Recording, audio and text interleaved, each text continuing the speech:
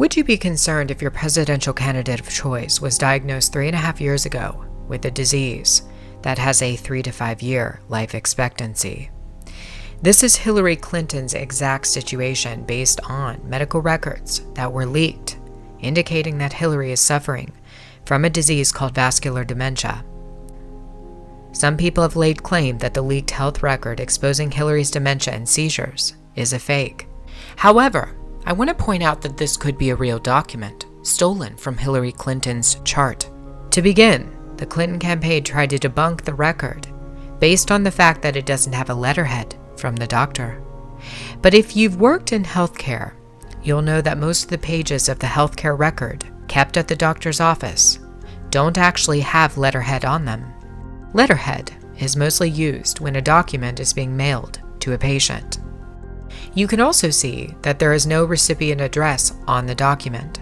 Instead, there is an address from the doctor's office, which indicates that this is a page directly from Hillary Clinton's chart kept at the office. Every page in a patient's chart must contain patient identifiers including name, date of birth, and account number. Social Security might also be included. If these are not included on even one single page of a patient's health record, an auditing agency can penalize an infracting institution. You can see Hillary's date of birth, name, and account number are included, as is her Social Security number. This is a part of the chart called the doctor's notes. This is almost never shared with the patient unless the patient's request to see it. A doctor's note usually has 5 to 6 parts, including a present complaint, a history, an examination, a diagnosis, an impression, and a plan. Sometimes the impression and plan are combined together, as in the case of this note. This is from Hillary's chart, kept at Mount Kisco Medical Group. It appears somebody took a photograph of the entry of this doctor's note and leaked it to the public. It has no letterhead because it was never meant to be mailed. Hillary Clinton is running a campaign for president, knowing that she will die. Patients who are diagnosed with vascular dementia are given approximately a 3 to 5 year life expectancy. However, it is likely that their quality of life during this time period will greatly decline over that 3 to 5 years.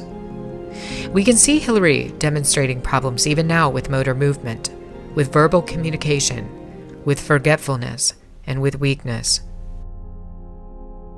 Subcortical vascular dementia is an especially difficult form of the disease because it affects the brainstem, which controls many of the primitive functions of our bodies, functions such as breathing, heart rate, and regulation of blood pressure. As scientists, we are still trying to understand Hillary's disease, how to treat it, and what causes it. We have evidence that subcortical vascular dementia involves a disruption of blood flow to the subcortex region of the brain. Because there is no blood, the white matter in the brain begins to die. Small portions of the brain tissue is irreversibly damaged. Vascular dementia can be precipitated by a stroke, multiple strokes, or a blood clot to the head. This is Hillary Clinton's situation in 2012 when she fell and hit her head, causing a large clot to form. I have treated many patients with brain anomalies throughout my career.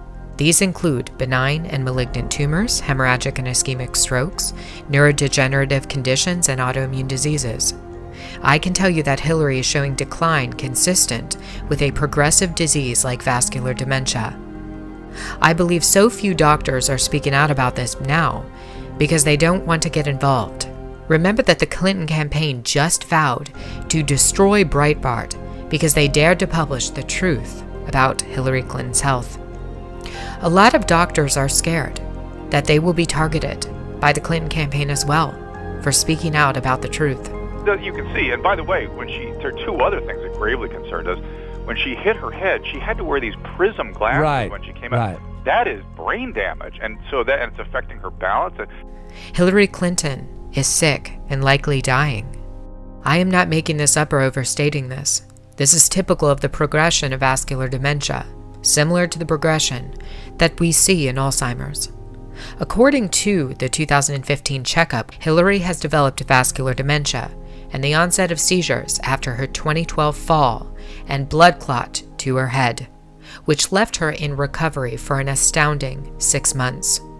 To say that nothing is wrong with Hillary is not only dishonest, it's actually offensive. Yet media outlets like the New York Times, the Washington Post, the Huffington Post, and NBC continue a relentless campaign to hide the truth from the public. Her cognition and mentation are noticeably affected. We need to make what we've got work really well and improve it and get the costs out of an upward spiral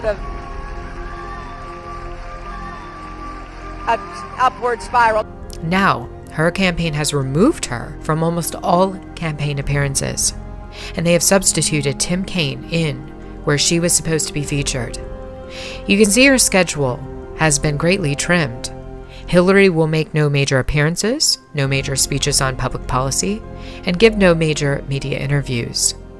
When she does make a campaign stop for the cameras, the Clinton campaign is creating an illusion that her events are much larger than what they are. For example, a recent leaked video shows that the Clinton campaign staged a fake crowd so that Hillary wouldn't be overwhelmed with the stress of a larger one. Too much stimuli can incite the seizures that we all saw her have on camera. And seizing can lead to oxygen deficiency in the brain, causing further damage and an acceleration of the course of vascular dementia. Seizing must be controlled, and they are doing that using a diazepam autoinjector to stop her seizure before it becomes a spectacle. Loud noises and other noxious stimuli can, on occasion, trigger seizing events. We saw the truth when Hillary was put in front of a crowd of reporters, something that rarely happens these days. She did not react well to it. You can see that she begins her jerky head movements, which many of her supporters tried to claim was her being funny. However, this isn't funny at all. It is offensive to say this when she clearly had a complex partial seizure on camera. This is consistent with the 2015 leaked health record that indicates Hillary is having seizures. During my work, I have witnessed many people having active seizing episodes. People with complex partial types usually have something go wrong, called an automatism. For example, they might smack their lips or shake their head repetitively without knowing it. There's virtually no post-ictal or recovery period following this event, meaning somebody can snap right out of it and appear normal. Clearly, Hillary was not in control of her head jerks, though she did recover quickly from them. This is a complex partial seizure. It is worth noting, by comparison, that patients diagnosed with vascular dementia have a shorter life expectancy than patients who are diagnosed with Alzheimer's. On average, people with vascular dementia live 3 to 5 years, and Hillary was diagnosed with the disease in 2013.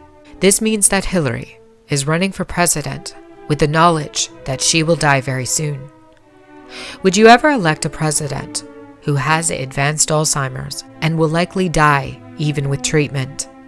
If not, then you certainly wouldn't vote for somebody with vascular dementia, which has an even shorter lifespan.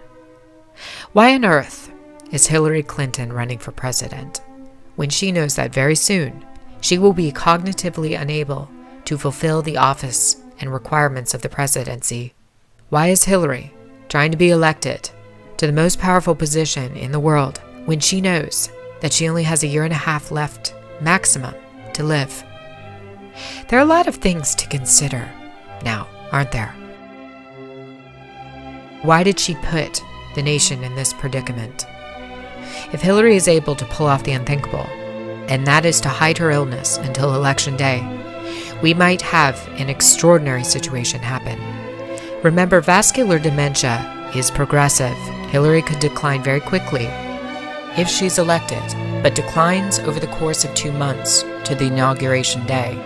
A decision would have to be made by Obama. Will Hillary Clinton be perceived as serving Barack Obama's third term? Plan, and she will be a third term of Obama. She does represent effectively a third Obama term. You know, she has to run for Obama's third term anyway. She can't run away from it, so I think she said, okay, I might as well own it. Right, it is completely different, and in large part because Hillary Clinton is running to effectively be the third term of Barack Obama. That's right.